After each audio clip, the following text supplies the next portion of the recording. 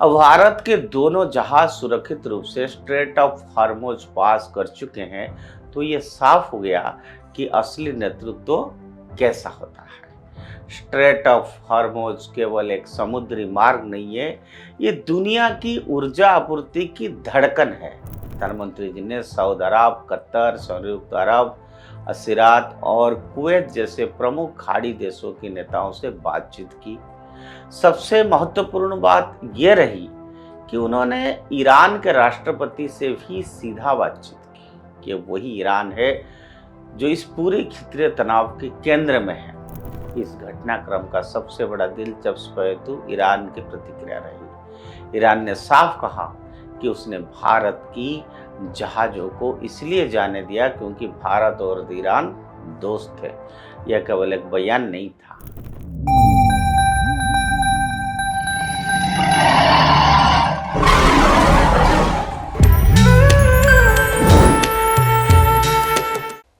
नमस्कार मित्रों, उदय India digital में आप सबका बहुत बहुत स्वागत है। मैं हूं दीपक कुमार रथ।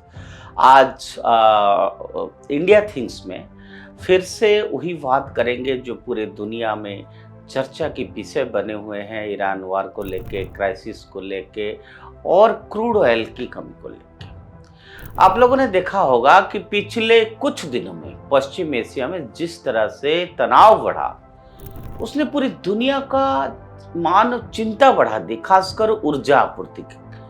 अगर ऊर्जा आपूर्ति के लिहाज से ये क्षेत्र ऑब्वियसली बहुत संवेदनशील है, और ऐसे समय में जब अंतर्राष्ट्रीय मीडिया से लेकर भारत की घरेलू राजनीति तक में आशंकाओं का माहौल बनाया जा रहा है, भारत ने एक बार फिर दिखा दिया कि शोर और बयानबाजी से सच में कुछ नहीं होता है, बल्कि शांत और ठोस कूटनीति से ही राष्ट्र हित सुरक्षित किए जा सकते हैं।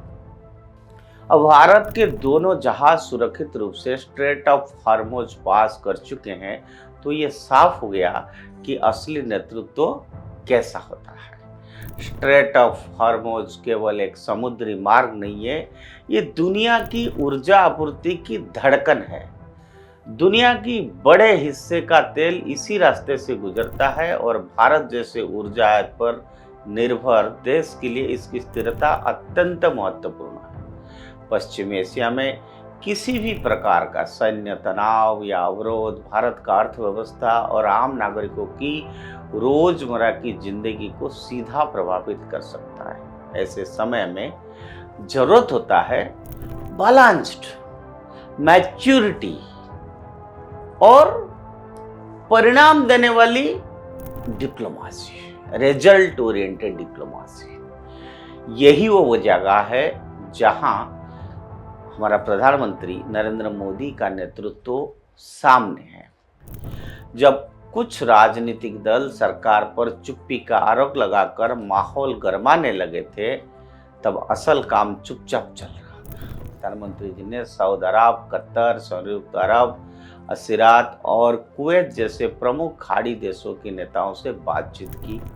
सबसे महत्वपूर्ण बात यह रही कि उन्होंने ईरान के राष्ट्रपति से भी सीधा बातचीत की कि वही ईरान है जो इस पूरे क्षेत्रीय तनाव के केंद्र में है। कूटनीति का असली अर्थ यही होता है सभी पक्षों से संवाद बनाए रखना और अपने राष्ट्रीय हितों को सुरक्षित रखना। भारत में किसी के साथ अनावश्यक टकराव की राह नहीं चुनी, बल्कि हर देश के साथ भरोसे और संवाद का रास्ता बनाए रखा। यही कारण है कि बातचीत में कुछ ही समय बाद भारत के जहाज, जिसमें युद्धपोत शिवालिक की भी शामिल था, सुरक्षित रूप से स्ट्रेट ऑफ हॉर्मुज से गुजर गए। इस घटनाक्रम का सबसे बड़ा दिलचस्प पहलू ईरान की प्रतिक्रिया रही। ईरान ने साफ कहा कि उसने भारत की जहाज़ों को इसलिए जाने दिया क्योंकि भारत और ईरान दोस्त थे। यह केवल एक बयान नहीं था, ये वर्षों में तैयार हुए उस भरोसे का परिणाम था जो भारत ने अपनी संतुलित विदेश नीति से ही बनाया। आज भारत पश्चिम एशिया में एक ऐसा देश के रूप में दिखा जाता है जो किसी गुट की राजनीति का हिस्सा नहीं बनता, बल्कि संवाद और संतुलन की नीति अपनाता है। इस पूरे घटनाक्रम ने भारत की घरेलू राजनीति में भी एक दिलचस्प मोड़ ला दिया है।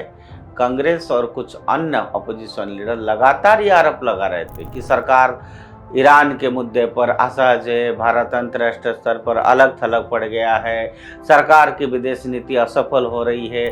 लेकिन जब परिणाम सामने आया और भारत के जहाज सुरक्षित निकल गए, तब ये सवाल स्वाभाविक रूप से उठने लगा, अब क्या कहा जाएगा। याद रखिए, भारत ने अभी तक खमेनेई की मौत पर कोई बयान नहीं दिया है। दरअसल मॉडर्न डिप्लोमेसी में सबसे महत्वपूर्ण बात यह होती है कि आप सभी पक्षों से संवाद बनाए रखें और किसी भी संकट में अपने नागरिकों के हितों की प्राथमिकता दें। और प्राइम मिनिस्टर नरेंद्र मोदी की विदेश नीति की यही खासियत है कि उन्होंने लगभग हर वैश्विक शक्ति केंद्र के साथ अपना संवाद मजबूत बनाए रखे। और ये यही कारण है कि आज भारत इन गिने चुने देशों में जो एक ही समय में पश्चिम एशिया के लगभग सभी पक्षों से बातचीत करने में स्थिति में है, आज दुनिया के ऐसे दौर से गुजर रही है, war, economic competition and geopolitical conflict तेजी से बढ़ रहा है। ऐसे समय में जो देश केवल बयानबाजी करते हैं और वो अफसर संकट में फंस जाते हैं, लेकिन जो देश चुपचाप व्यवहारिक और रिजल्ट ओरिएंटेड पॉलिसी अपनाते हैं, वो अपने हितों का रक्षा करने में सफल होते हैं। होर्मुज की इस घटना ने एक बार फिर यह दिखा दिया कि इंटरनेशनल पॉलिटिक्स में नाटक और दिखावे से ज्यादा महत्वपूर्ण है ट्रस्ट, कम्युनिकेशन, प्रैक्टिकलिटी। स्वर भले ही कुछ समय के लिए सुर्खियां बना रहे, लेकिन अंततः जीत उसी की होती है जो परिणाम देता है। भारत की इस कूटनीतिक सफलता ने यह स्पष्ट कर दिया है कि इंडिया फर्स्ट की नीति केवल एक नारा नहीं, बल्कि एक प्रैक्टिकल स्ट्रैटेजी है। और जब राष्ट्रीय हित दांव पर हो, तब यही रणनीति सबसे ज्यादा कारगर साबित होगी। आज के लिए इतना। उदय इंडिया से जुड़े रहिए, उदय इंडिया को सब्सक्राइब करिए। जय हिंद, भारत माता की जय।